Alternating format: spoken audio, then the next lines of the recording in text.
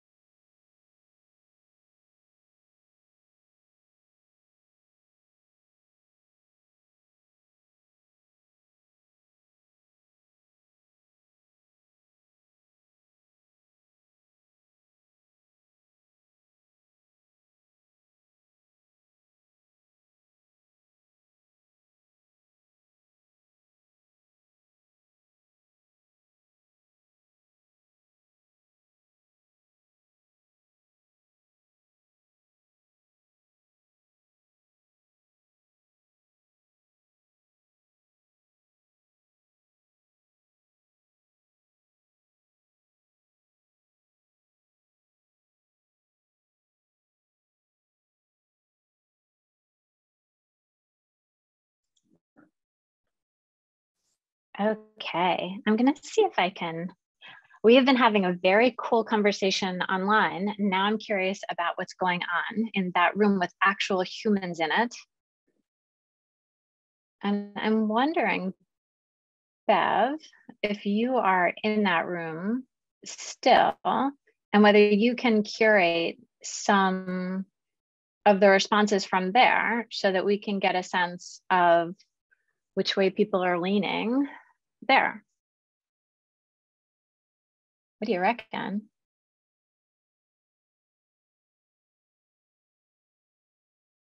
I believe there is hunting for a microphone happening.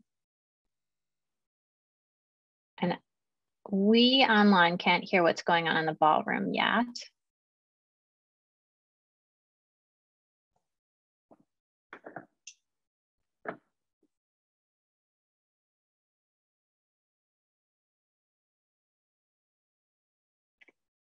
But while you're searching for the microphone, I can say that online there seems to be quite a drift between both cynicism and idealism. People seem to be kind of trying to grab onto idealism, but feeling like the forces of the world are pushing in the cynicism direction. People are noticing this is not all bad, as long as it's not everything, as long as it's not completely out of control. What are you noticing in the room?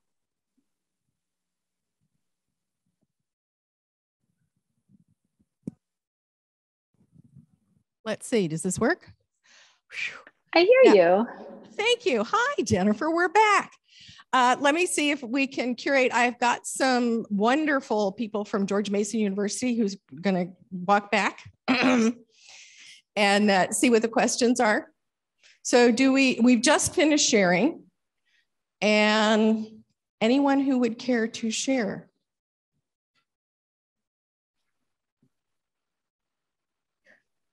Yes, ma'am. I see a hand up. Oh, thank you. Thank you. My name is Beatrice Wame. I work with Nascent Solutions, and we do humanitarian as well as development interventions in Africa. And I think that it is really difficult to have a strict dichotomy between idealism and cynicism, because if we are cynist to that extent, then we'll not be here. Also, if we are idealists, then the solutions would have been solved and will not also be here. So we are caught between, and I was just explaining to my team members to say that, not to quote somebody, you trust in yourself, but you have to verify. Trusting in yourself means you're going to have your ideal objectives and goals, but know that COVID might happen. Know that something else might happen. That is the cynist in you, trying to anticipate something that might not even be there because you're thinking it might not work. So I can be going on and on, but I just wanted to say that we have to battle with the two. And I was saying that the way I do it is that when I set out with my ideal perspective, I have a plan A, a plan B, a plan C, a D. And when the cynist comes in and kicks A, then the B, I kick it in and see what happens. Thank you. I love this. I love this intentional, like, grabbing for one and the other. That's beautiful. Thank you so much, Beatrice. Do we have anybody else who would like to share their thinking? Yes.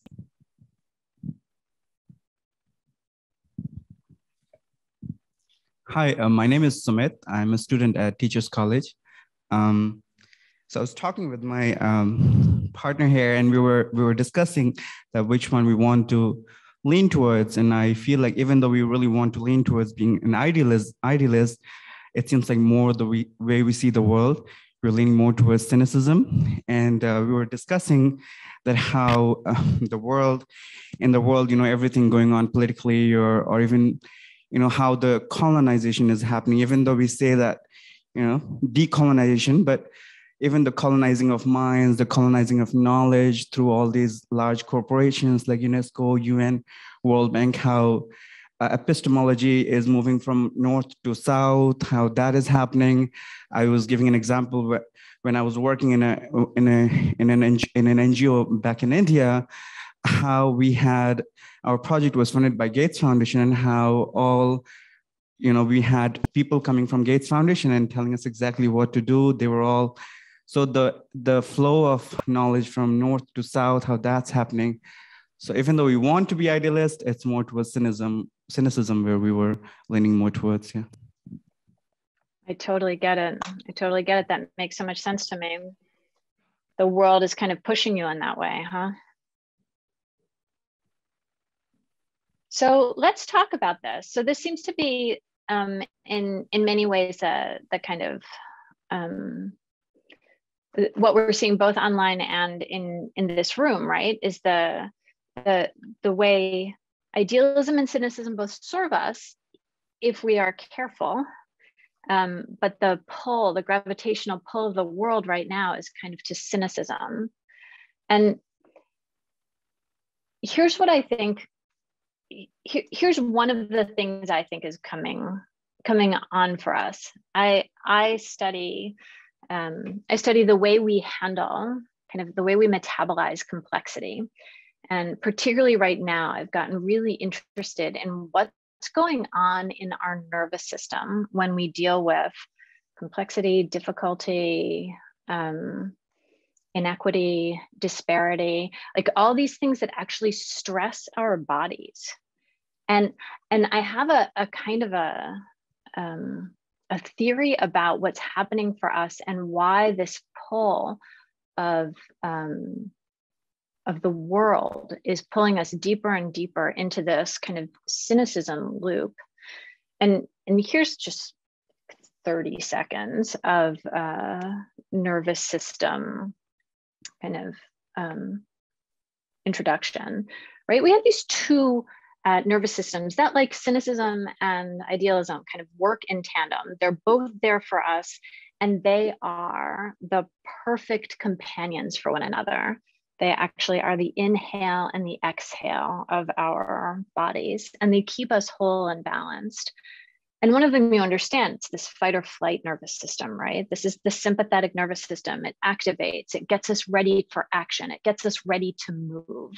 And this nervous system, this part of our nervous system is activated when we are stressed out, when we see that there is something that we ought to be doing, and it pushes us to do stuff. And then we have this other half of our nervous system, which called the parasympathetic nervous system. And this is the place where we can relax, we can connect, we can breathe. This is the nervous system of creativity. This is the nervous system of ideas. This is the nervous system of connection, of expansiveness, right? And we have evolved over thousands of years to have that nervous system dance, right? Where we spend most of our time in the parasympathetic connection, restoration nervous system. And then when we get activated and stressed out, we rush into the sympathetic nervous system.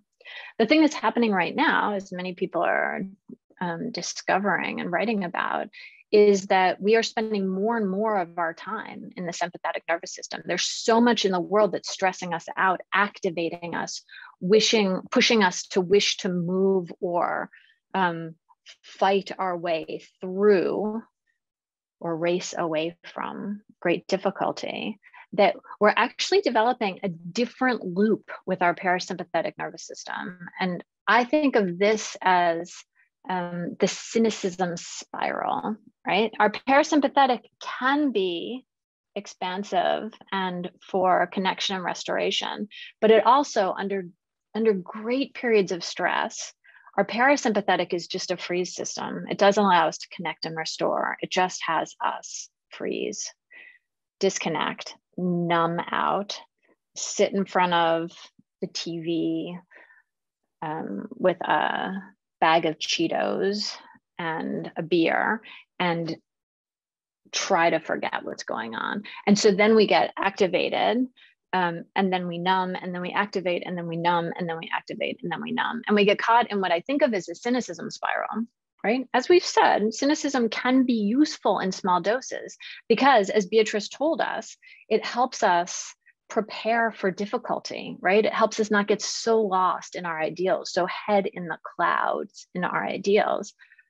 But when we get into the cynicism spiral, we know what happens, right? We get into these places where we cannot have ideas and we cannot reach for possibilities because we can't access them. And years ago, I was, as Bev said, I was a middle school teacher. I was training to be a middle school teacher. I was in my teacher education program. I wonder in that room, if you'd put your hands up, if you went through a teacher education program of some kind, and you did student teaching. I see a bunch of hands going up, right? So I was in my student teaching placement, and my mentor teacher was, I think, in the cynicism spiral, burnt out, stressed out of her mind. And boy, she hated being a teacher, and she hated me, to be totally honest, right? And every day she would say, you know, Jennifer, you know, you think these great things about these kids, or you think these things are possible for these kids. You should just stop that now. You should just, let me tell you now, your heart is going to get broken by this profession. You should just stop this now. You should just stop. And so finally, one day I went into the director's office of the teacher education program.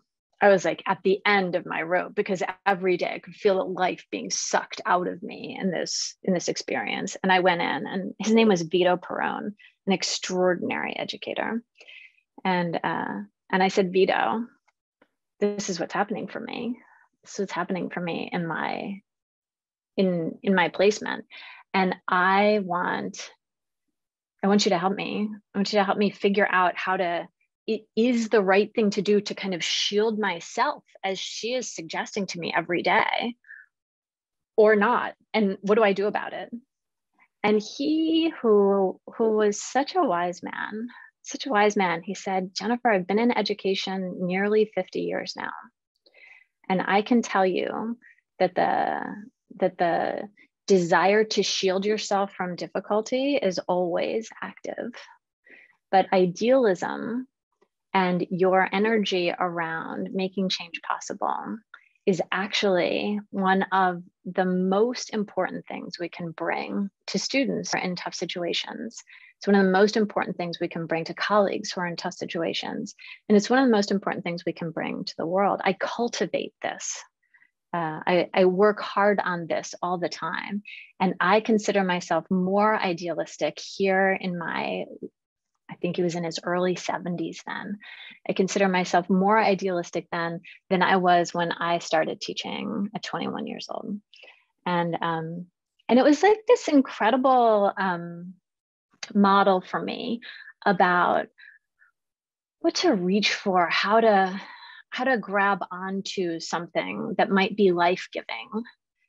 Not to phrase it as kind of young or innocent or naive, but to phrase it as something that could offer me possibilities.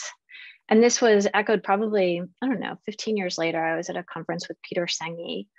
How many of you know Peter Senge's work? Put your hand up if you know. Yeah, I'm seeing a bunch of hands go up in that room. Peter Senge, who was talking, somebody asked him this question: how do you keep from being hopeless when you think about climate change and when you think about what we are doing to the environment? And Peter looked at us. It was in a room like this one. His actual whole body was in the room on like one of those chairs. He looked at us and he said, I don't have time for hopelessness. He said, we do not have the luxury of hopelessness right now. We have the need for solutions, and you cannot ever have solutions if what you are is hopeless. So these two ideas have been kind of living in me for all this time.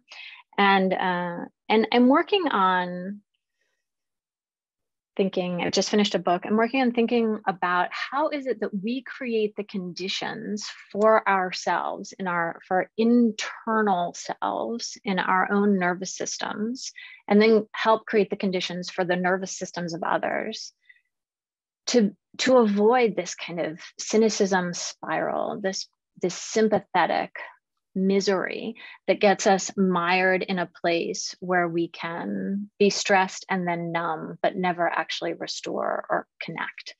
So these are some of the ideas I'm going to share with you. But before I do that, I would love to hear about your strategies, because you've been working on this your whole life as well.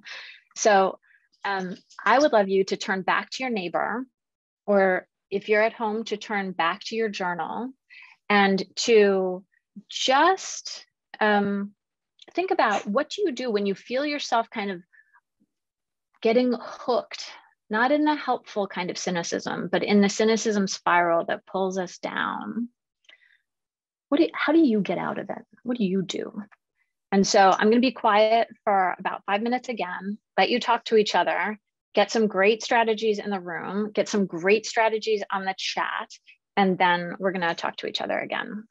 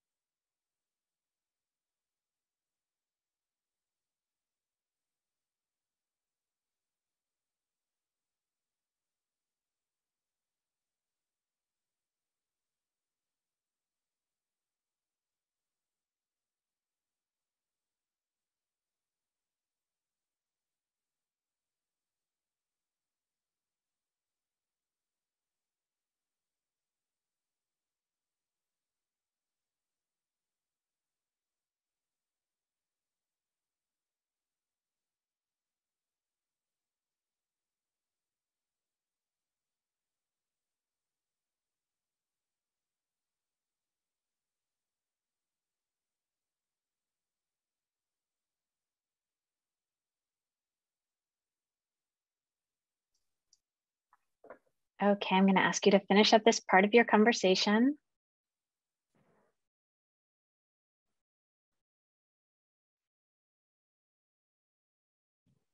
And I can see Bev is up. She's about to be helping us get some great ideas in the room.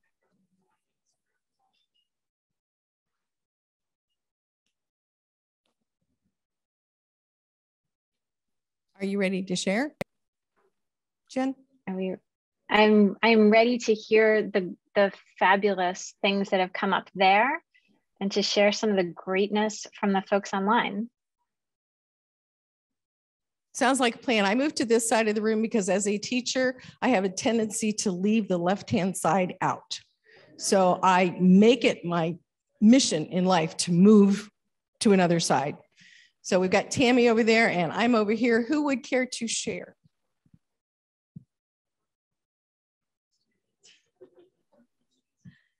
It's always a challenge to be the first.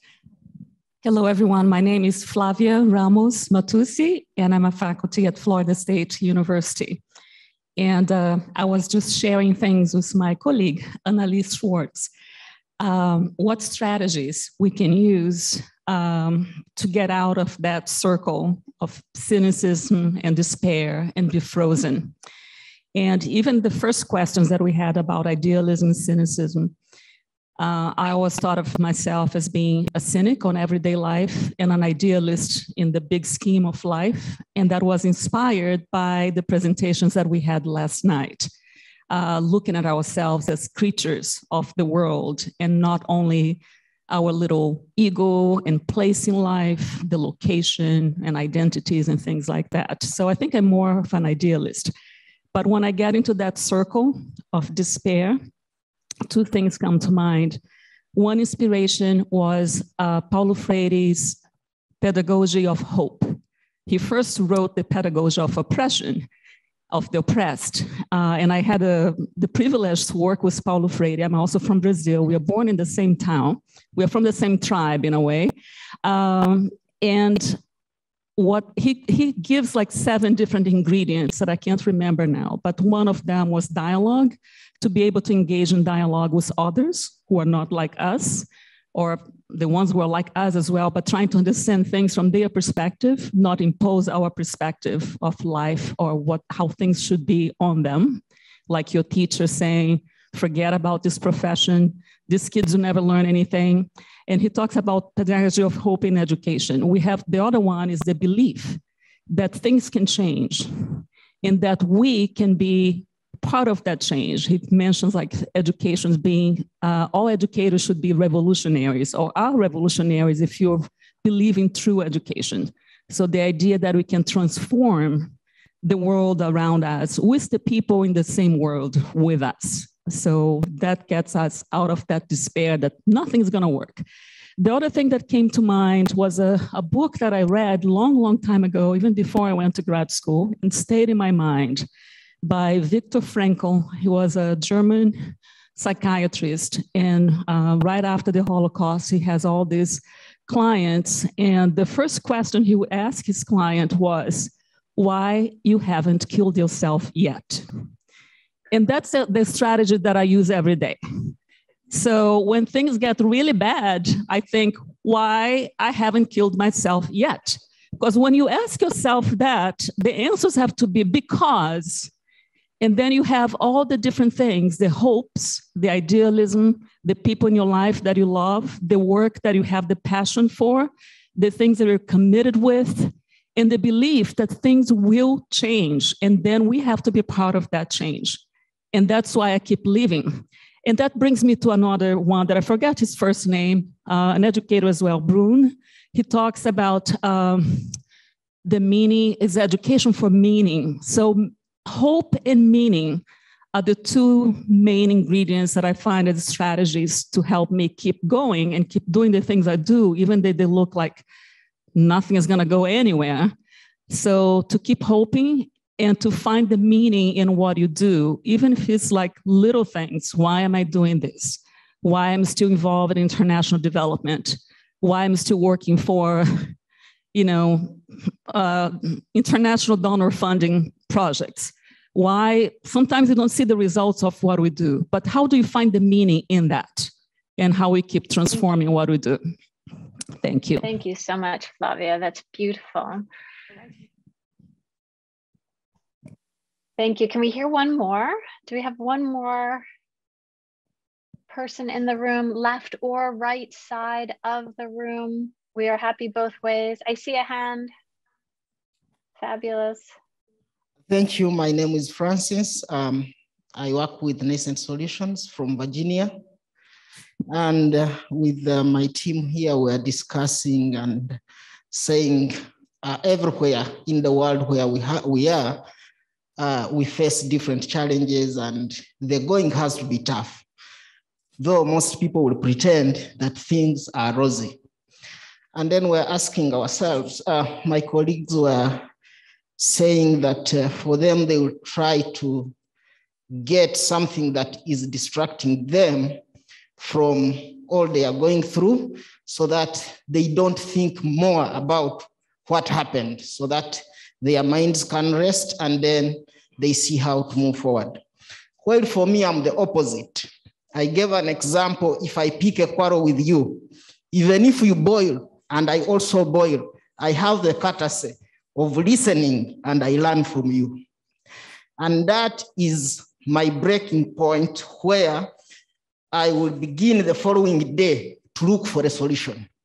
So every challenge that I see, I keep marking the milestones that I can turn around to make it positive, to push forward my idealistic kind of thinking to get a solution.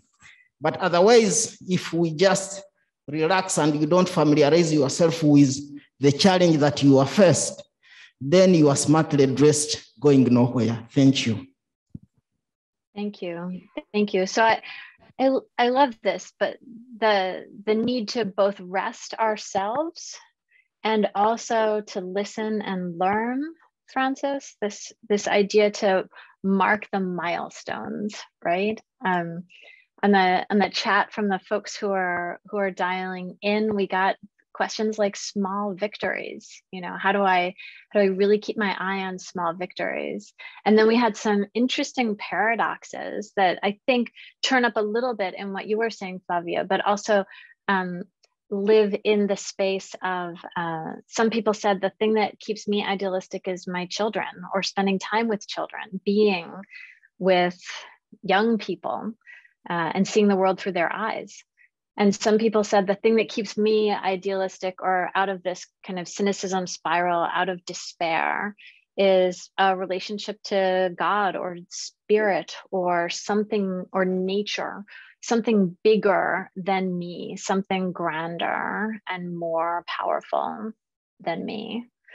So I love in each of these places, I love that we have developed over time, and I think we have to be educators, to live in this world, and still come to conferences like this, still be working in the way that you are working. I think we have to come to ways of refueling ourselves, reorienting to what's possible, and watching out for this slippery pull of the world into cynicism. And so I'm going to share with you some of the things I've learned from my research into the nervous system and what keeps us whole and healthy, and into the part of the parasympathetic that really allows us to lean into ideals and idealism. And then I'm going to see whether you can begin to incorporate, one or two of these ideas in the other practices you have this week. Somebody said one of the ways I keep in this space is by coming to places like this and being around people like this. And so here you have a great practice field for it. So let's just play with some of these ideas and see which of them you might like to take on. So we got some of this in the in the chat as well, this notion, and it may have come up in your small groups, this notion that we can intentionally manipulate our breath in order to change the state of our nervous system. You know, the more I read about this, the more awestruck I am at what an extraordinary switch we have. If you all with me and we all take a deep breath and we hold it, we have just activated our sympathetic nervous system. Now, if you let that out slowly, just activated our parasympathetic nervous system. And so there are ways we can intentionally use our breath, as people have been doing for centuries, millennia, intentionally using our breath to shift our state. And it turns out that the biggest features of this are the long exhale, which activates our parasympathetic nervous system, and anything that moves our diaphragm, which changes some of the ways that our nervous system operates. So right now, wherever you are, let's take 5 deep breaths together and just activate this sympathetic nervous system.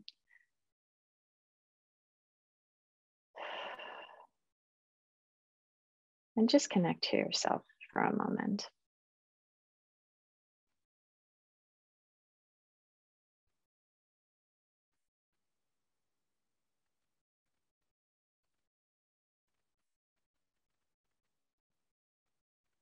You feel your belly push out as you breathe in, as you fill yourself up, and you know that the breath is the most extraordinary switch that actually changes in very fast and measurable ways the chemicals that course through your veins that contribute to this question of hope or despair. So this is the first one, a simple switch we have with us always. Here's the second idea, and we heard a lot about this on the chat, the notion of wonder. Wonder, whether you are lost in the wonder of a beautiful setting. This is my daughter at the top of a mountain here in France, which I have to say is the most beautiful place I've ever been in my life.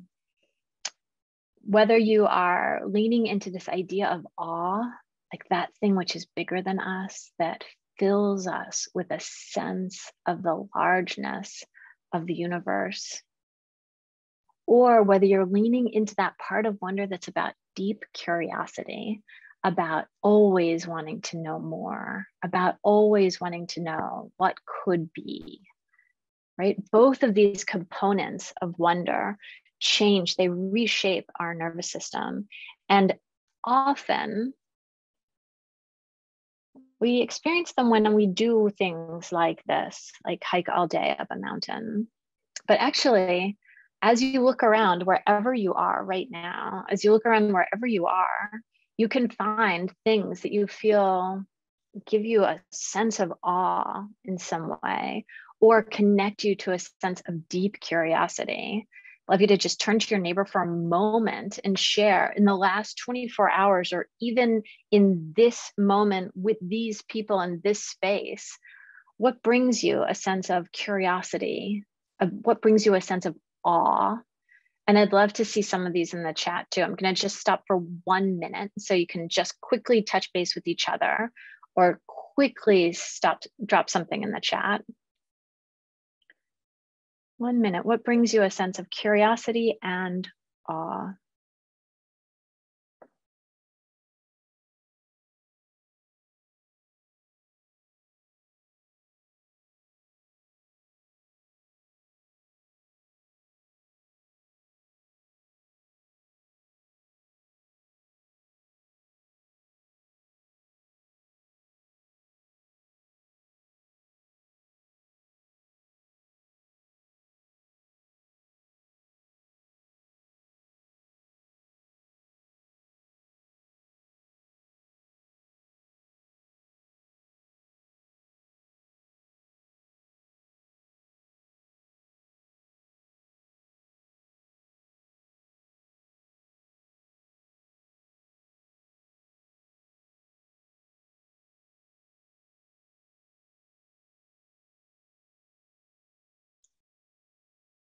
I love this. I hope you had many things in the room that came up that were fantastic. On the chat, we had glorious things.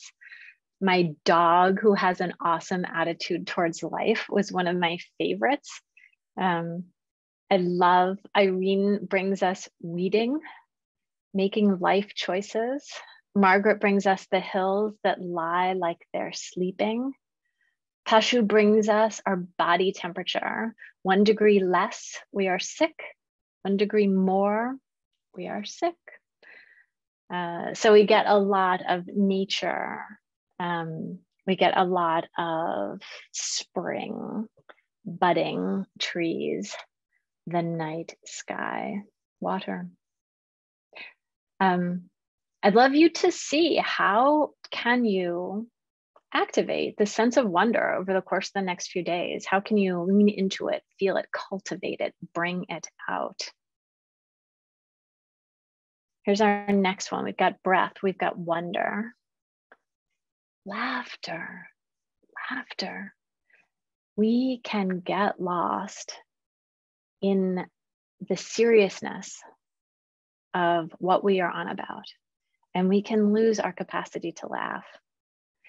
It turns out the reading about laughter, looking at the research about laughter is just incredible, actually, because it turns out that it is mostly a social phenomenon that has very little to do with whether something is funny or not. It has mostly to do with whether we feel comfortable and relaxed and at home.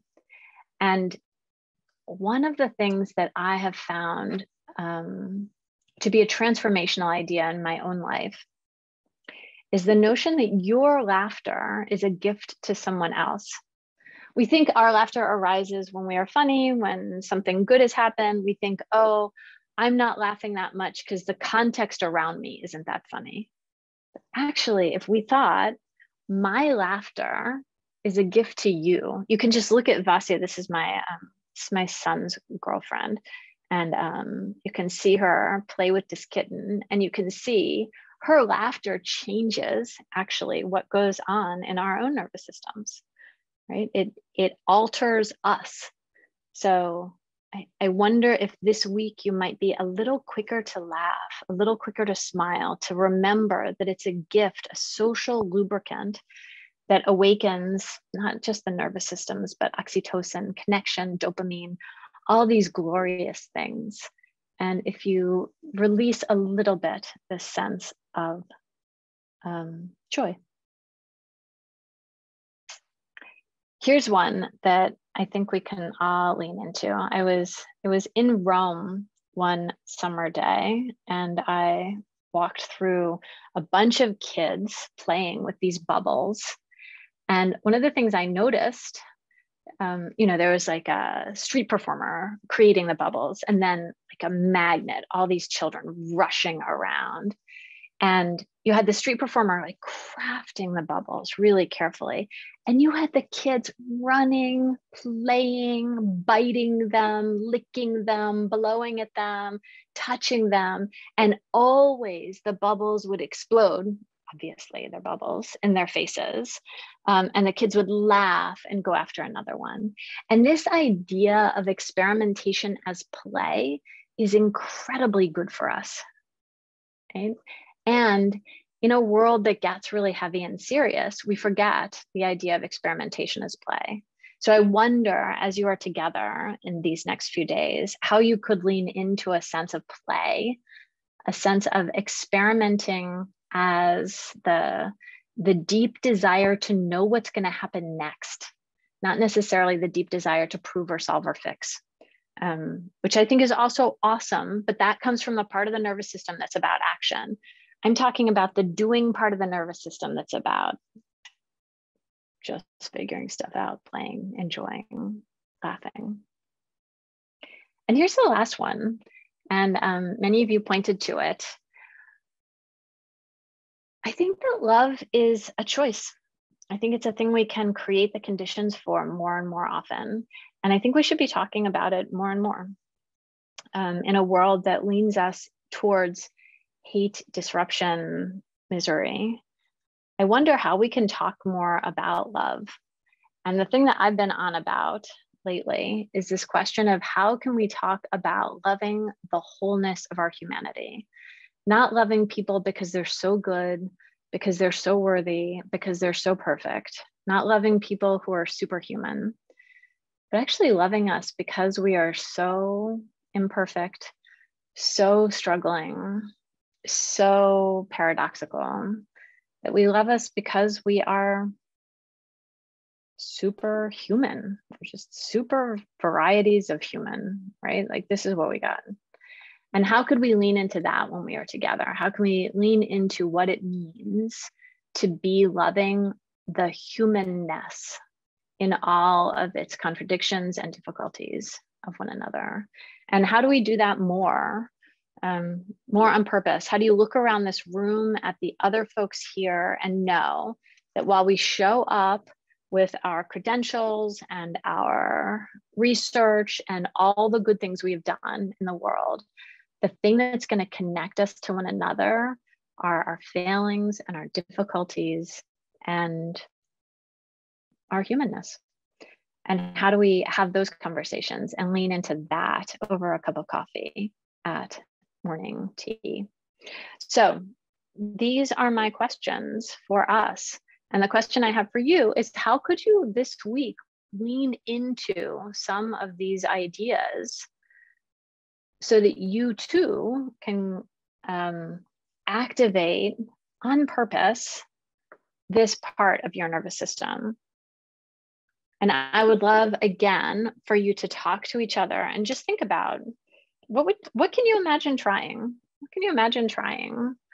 And those of you who are at home, I'd love for you to put that in the chat. I'm going to give you another minute or two, and then we'll talk to each other. We'll take on whatever questions you might have, whatever you've noticed about any of these things for our last few minutes together. But I'm going to be quiet for 2 more minutes as you talk to each other about what you can imagine trying.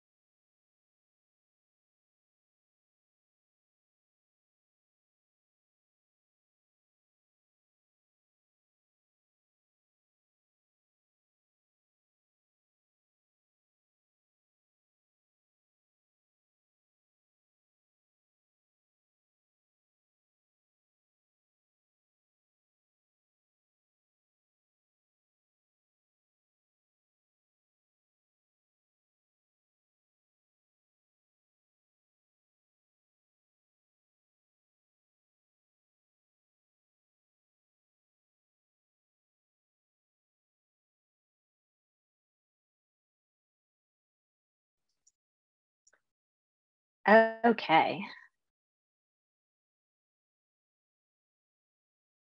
I see plenty of people talking. We're getting great noticing, musing online. Yeah. I would love to hear questions, comments, the ways that you would like to use some of these ideas or other ideas that have come up in your small groups. I'd love to hear anything for our last 3 minutes together. Something to share, thinking, a question, an idea.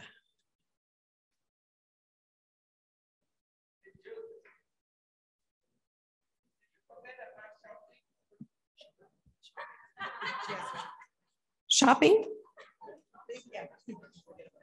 Oh, okay.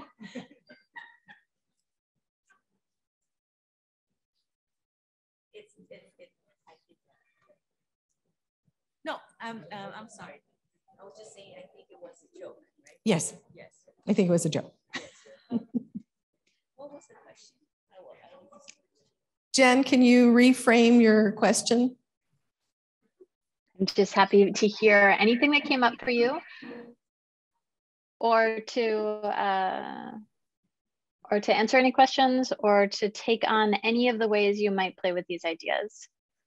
Hi, everyone. My name is Sang from George Mason University. Jennifer, I have a question for you. What are some clever ways to remind ourselves of the things we learned today? So breathing and other things that could be so basic. At the same time, I personally forgot about it for a long time. So do you have some strategies that you use to sort of go back to the basics or remind yourself so that you can leave the frozen state and go back to your happy state? Yeah, thank you. So as I've been doing the research for this book, I've been playing around with this question, what's actually changing for me? And one of the great things for me, this might sound very simple, but one of the great things for me about being in my home office so much is I can litter my computer screen with Post-its that say things like breathe, laugh, and do that. The other thing that I do is I really work hard with my habits, scheduling in time for very specific activities like moving, but also specific activities like connection. And then paying close attention, beginning to have a practice that pays close attention to this question of where am I in my nervous system right now? Can I notice that I'm ready to pounce on something, which probably means I'm in the sympathetic part of my nervous system because I'm just ready to act? And can I use that readiness to cue some of my new habits about breathing, laughing, connecting, and living into curiosity. So for me, it's about a combination of scheduling stuff in, using these tricky Post-it notes all over my computer, and building in new awareness of what's going on for me so that I can combat that with intentional practice.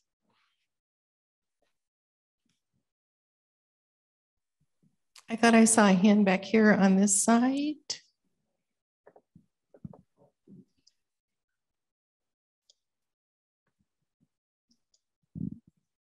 Hi, all. I'm loud, apparently. I'm Ted from Washington, D.C. And I just wanted to share something that one of my colleagues here shared about the St. Andrews Falls and the nearby river, and thinking about this sense of place as a place where we can get wonder and experience that wonder. And it's only a mile and a half or so from here, get some exercise too. But just thinking about like a way that we can experience this place as a place to experience that sense of wonder. Thank you. I love this, Ted. I love the, I think that there's more and more in our world. The world is delivering to us the ingredients to make our nervous systems active and to set us into the spiral. And so the question then becomes, how do we go and fetch experiences that will be restorative for us? And this is the thing that I'm seeing in your suggestion, right? That we can go and fetch it, that we can intentionally cultivate the environment that brings out a better thing for us. It's better for our bodies, but it's also better for our work. I think this is fantastic. Do we have one more?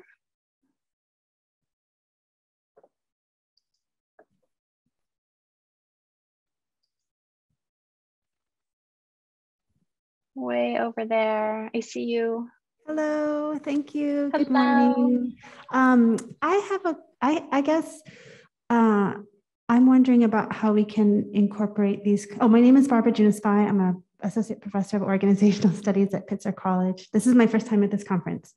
And I'm wondering, I'm wondering how can we incorporate these practices that you've given examples of, like at the individual level, into our workspaces and our organizations so that they become normal rather than an add-on or something that people resist? Like, how can you incorporate that into the culture? That's the question that I have. Thank you so much. Oh my goodness, maybe we can work on that together. This is exactly the question I have as well. I've been working on this with my clients in larger scale change programs. I do a lot of work in organizations and with culture. And I think that we can, I think, and I've seen leaders begin to move some of these individual practices into collective practices. Collective practices that the leader leads. I believe that each of us offers our leadership to the world in ways big and small, and we notice or we don't notice, but we're always leading. And as we lean into some of these things, it changes cultures. Cultures are just made up of the small practices we have. And I think right now we are at a place where, I don't know, you can tell that I have been cultivating my idealism, but it's kind of so bad that everybody knows things need to change. Workplaces need to change, schools need to change, like politics needs to change. It's kind of not working anywhere. And so I think that this